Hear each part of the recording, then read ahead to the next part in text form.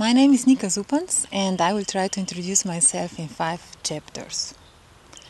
The first chapter is actually very short, it has only one sentence, and I believe I heard this quote quite some time ago. It was in 2003 when I was testing a global positioning system with some of my, of course, male friends, and we were trying to calculate the route from Ljubljana, my hometown, to Paris.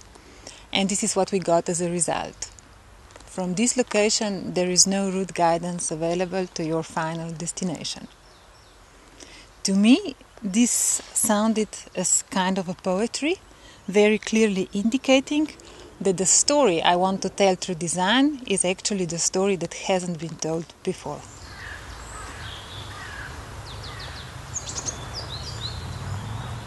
So, in chapter 2, my work was spotted and acknowledged by 2 of the most intriguing producers of contemporary design, Moi and Moroso.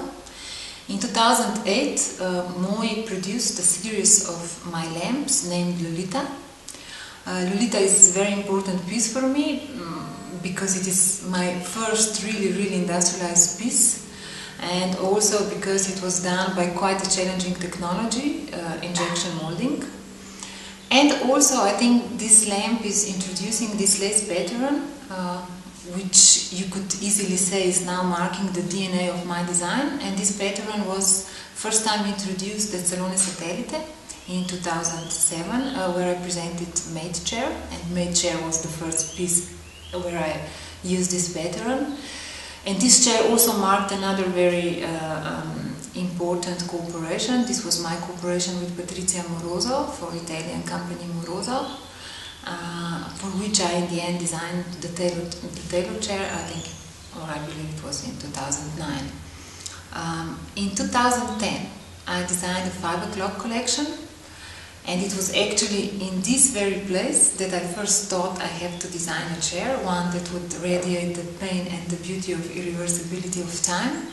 And I was really inspired by these local mythologies, by the work of very famous Slovenian architect Plečnik, who designed this place back in 50s for Tito. It was designed as a beautiful tea house overlooking another beautiful thing, this Alpine lake.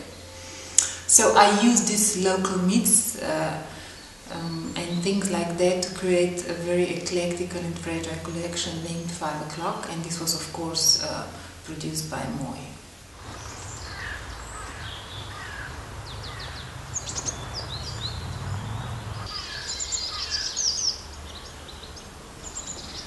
These 2 cooperations, together with a massive media support, actually gave me the will to keep on doing, to keep on working.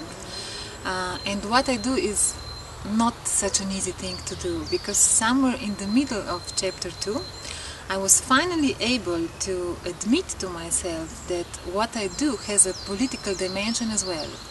And this is a hard thing to say in the world of contemporary design, where politics and emotions are somehow off the limits. What you just saw in the beginning of this chapter is one of my favorite pictures. It's a photo, a portrait of the Boys Club. It was taken for Playboy in 1961, and I think it's a perfect presentation of the Boys Club, which in my beliefs is still dominating the world of contemporary design.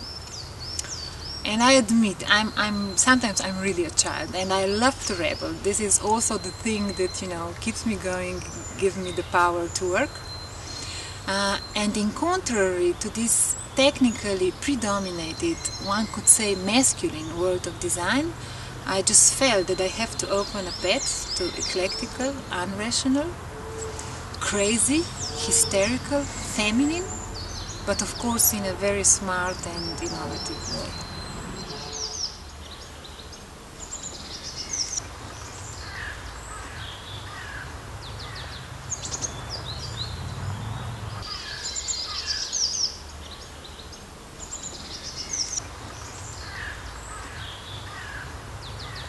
So don't get me wrong, of course I believe and think that function and innovation are still central to a good design, but this just isn't enough. And to reflect this philosophy, I also started to self-produce some of my designs. Some are produced in regular editions and a few others are produced in limited edition. It was actually last year that I first took step into the production of limited editions. This is a special field.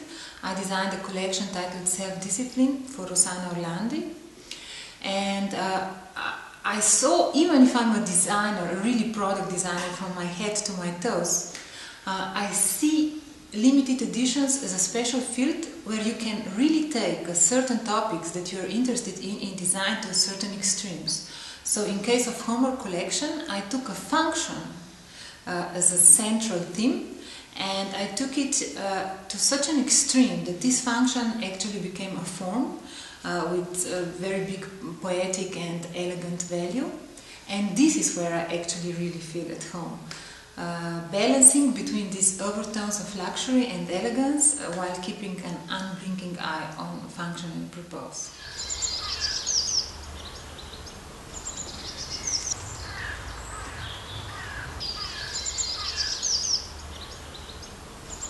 So in any case, it was self-discipline which got me to the chapter 5.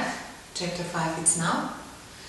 It is marking the beginning of a lot of new ventures and exciting exhibitions, as this one for 15th anniversary of SaloneSatelitte, and also the exhibition at Rossana Orlandi titled Summertime. This season 2011-2012 was really very vibrant. For example, I started my cooperation with another very interesting and young Italian company, Nodus.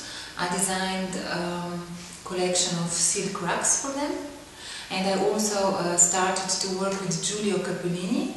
He was curating an exhibition for Alcantara, which was introduced at Maxim Museum in October last year. And last but not least, this chapter also brought a very nice conclusion to my first project, actually, which was also presented at SaloneSatelitte in 2006. At that point I designed a collection of cradles and dolls, and I remember that I was really ambitious at that time. Even if that was my first project, I strongly believed that I would be picked up by some very big company like Cartel, which would buy the project and make me rich. That didn't happen. Only my son Boris spent his first few months in this cradle, and then the cradle got stored, and I almost forgot about it. But then last May I got a call from Philip Stark and his wife Jasmine, and it was this plastic jewel that they chose as a cradle for their new baby, which was born in May.